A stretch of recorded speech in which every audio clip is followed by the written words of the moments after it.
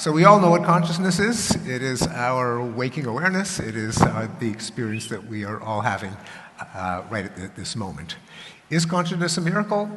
No, and here's why. Consciousness consists of patterns of activity in the brain. We can be a bit more specific, but I won't go into detail, but there's reason to think that it can be specified as rhythmic, synchronized patterns of activity, perhaps in the gamma range or higher, involving loops between the thalamus, prefrontal cortex, parietal cortex, and other brain regions. Namaskaram, good evening to everyone.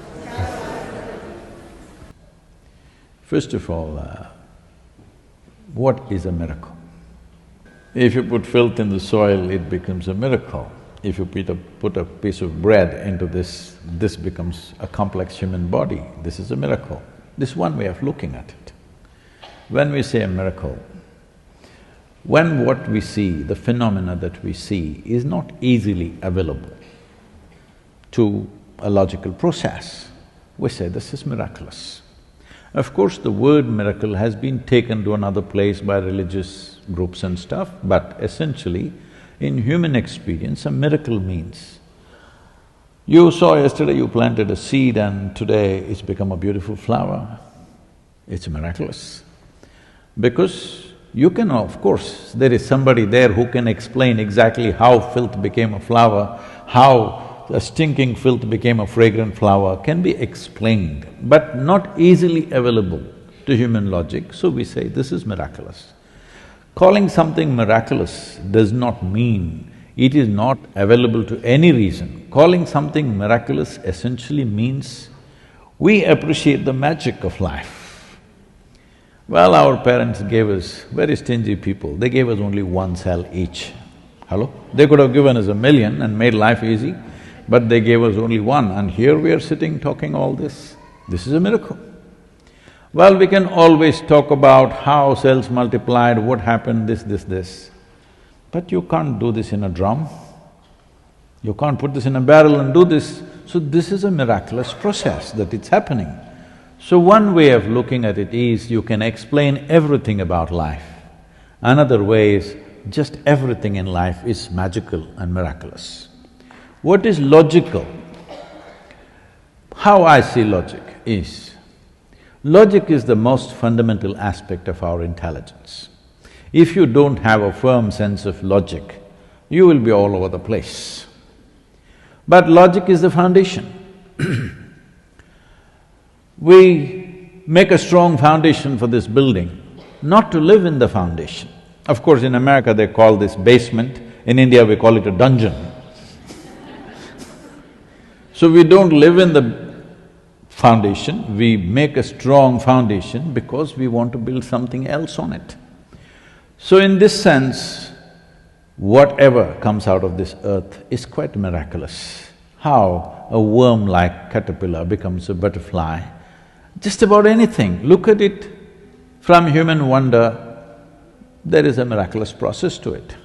We can explain some physical aspect of how it happens, but what intelligence makes this happen, it is quite miraculous, there's no question about it. About consciousness, I think, I don't know how it is seen, Steve, you must understand. One thing is, I've strived hard to remain uneducated and also strived very hard to remain uncivilized. Why this is so is, because most of the striving in people's lives is to become educated, to become civilized.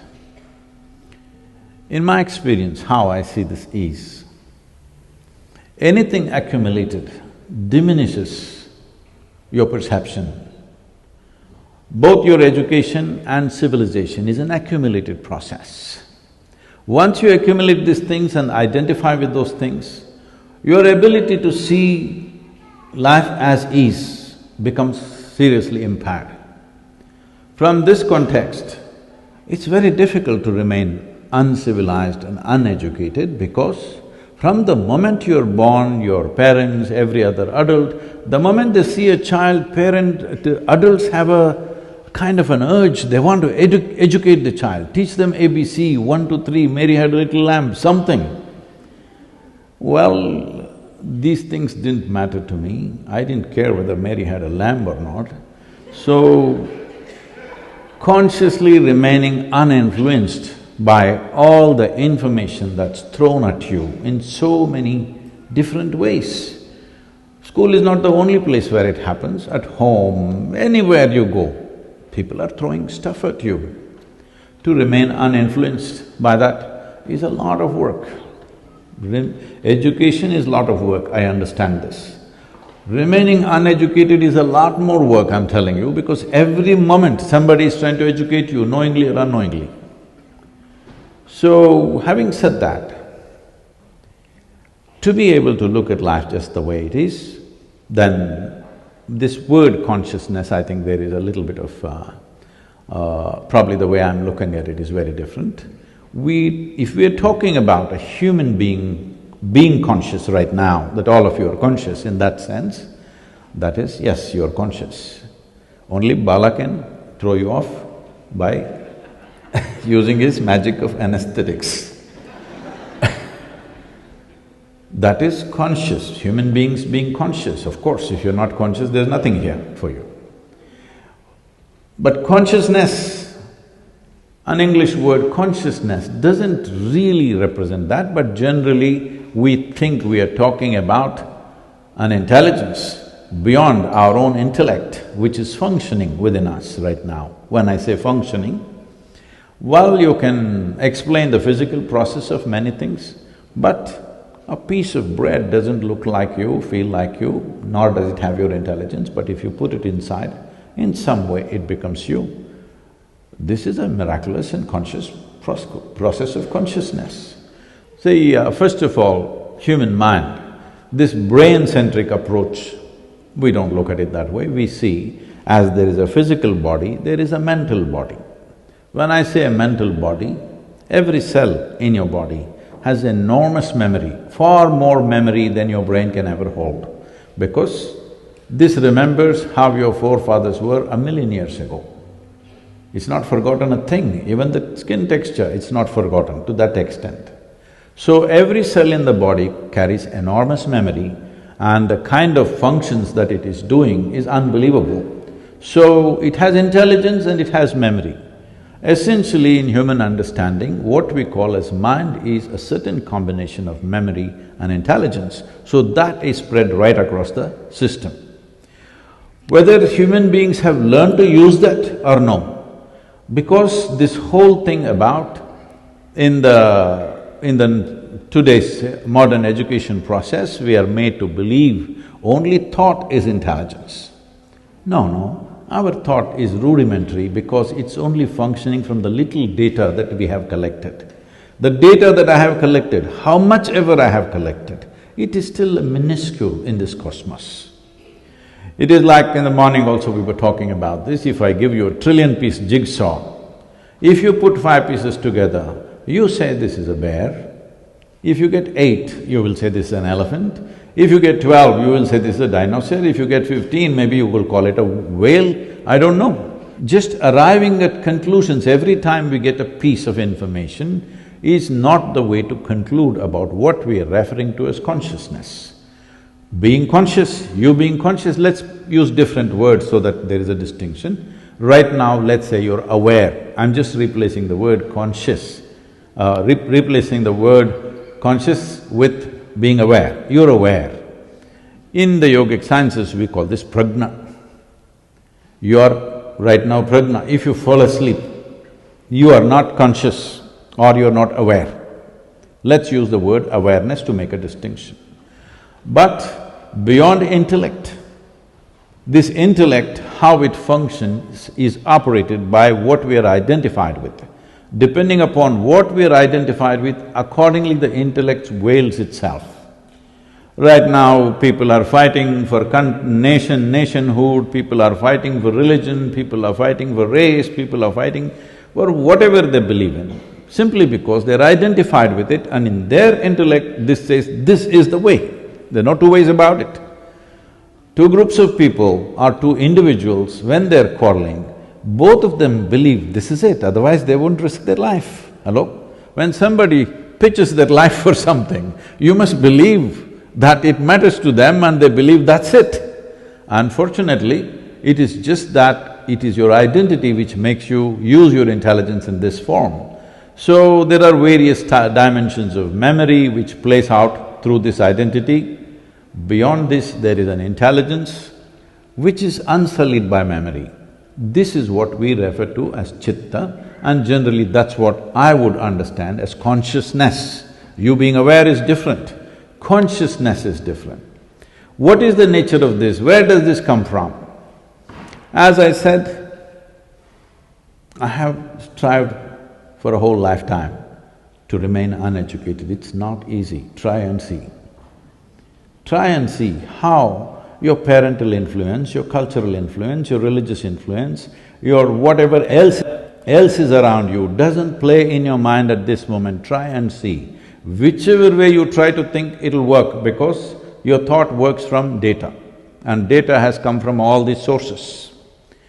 To be able to simply be here without allowing the data to play up in your mind, it takes a lot of work.